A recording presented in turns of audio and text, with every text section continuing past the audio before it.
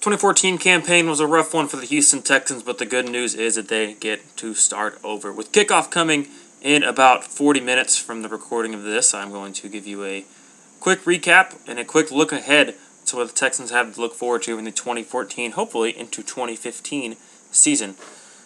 After winning the first 2 games last season, they lost the next 14 games and earned themselves the number 1 overall pick, which turned into Jadeveon Clowney. Texans got it right, and Jadeveon Clowney has, of course, had some big hits this preseason, but I would advise not to expect too much out of the young rookie. After all, he's learning a new position as a 3-4 outside linebacker, and he's asked to do things like cover and maybe play some inside nose tackle, things he's never done before, so he's having to learn these new things on the NFL level. So even though he has a big hit on the the Falcons running back Antone Smith, I wouldn't expect too much from Clowney, at least not out of the gate. He may develop quicker than a lot of people think, and he may turn into a great player, but out of the gate it's going to be tough to expect too much from him. One of the other questions is the outside of the quarterback position, which of course we all know is a question, is the play of the 4th linebacker. Who's that going to be, and how are they going to play? We all know that Brian Cushing on the inside is a great player. However, he's struggled to stay on the field, and that's going to create a bit of a problem. If he goes out again, we saw last year that the Texans are not equipped to handle him not being there, because their linebacking core is a bit thin. So we know Brooks Reed's a starter, we know Jadeveon Clowney's a starter, we know Brian Cushing's a starter, and according to the Texans depth chart, they have a guy named Mike Muhammad as a starter. It's not exactly confidence-inducing for Texans fans. So they need their linebackers to step up and play well. They also need their defensive line to step up. They lost Antonio Smith, who was opposite J.J. Watt, who was a veteran, wasn't great, but he was a serviceable starting defensive end in the NFL in a 3-4 defense. They lost Earl Mitchell, their starting defensive tackle. So Jarrell Poe steps in, and he's going to fill that void for now until Louis Nix is ready, they hope. 3rd-round pick out of Notre Dame has struggled with some weight issues, has also struggled with some injury issues. So the Texans need him to get it together, get his motor going, and have it going 100% of the time. And hopefully, he can be a good player for them. Another thing to watch out for, once again, is the defensive secondary. It's been a problem for a couple of years, and the Texans really didn't do a whole lot to address it. Kareem Jackson and Jonathan Joseph are still going to be starting on the outside at cornerback for Houston. But they have a couple rookies. Andre Hall and A.J. Bowie are both new to the team that could provide a little bit of a spark, but both are late round picks. So it's not like they're big names. But Danielle Manning comes back after re-signing with the Texans last week following being cut. He re-signs with the Texans, will give them some veteran leadership, probably will not start, but he will provide veteran leadership, maybe a kick returner here and there, but somebody that the Texans can rely on to go out and give them some plays if somebody goes down with an injury. And, of course, they need Arian Foster to stay healthy. If Arian Foster stays healthy, then the Texans can run the ball. That is what they do best, and that's what they need to do. With the quarterback situation, that's a little bit in flux.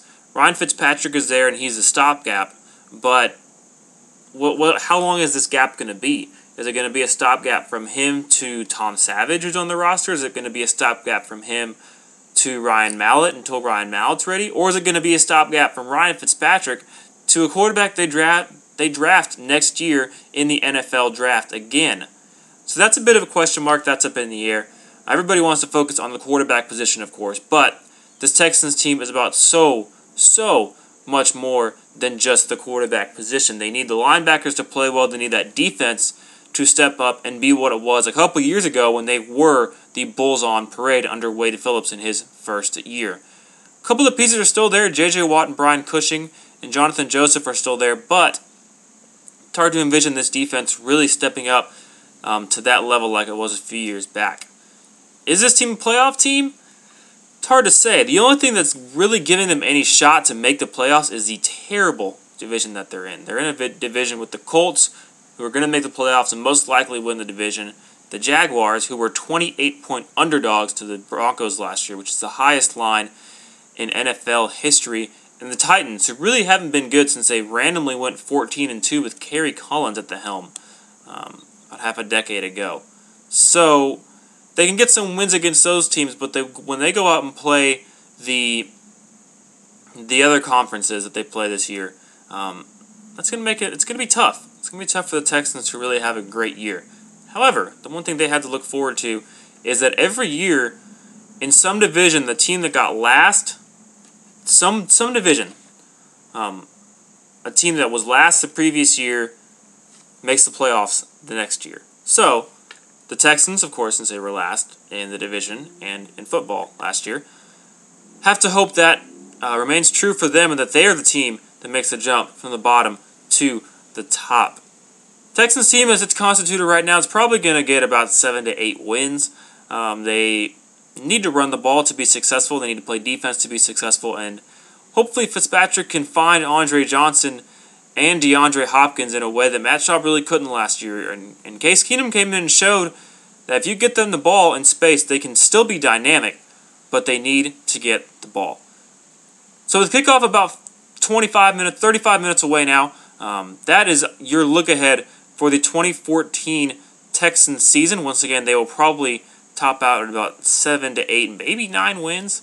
Look for the defense to try to carry them in the running game, especially Arian Foster, to try to carry them. If he goes down, it's a big question mark. Maybe you got rookie Alfred Blue playing behind him, but Texans need health this year. They need to stay healthy. They need to have their top players on the field as much as possible because, once again, depth is an issue. And the offensive line needs to stay healthy as well. If that offensive line doesn't play well, like you saw last year, then nothing's going to matter because they're not going to be able to pass protect or run block. So, that's your look ahead for the Texans season in 2014. We will see how much of it comes to fruition. Thanks for tuning in.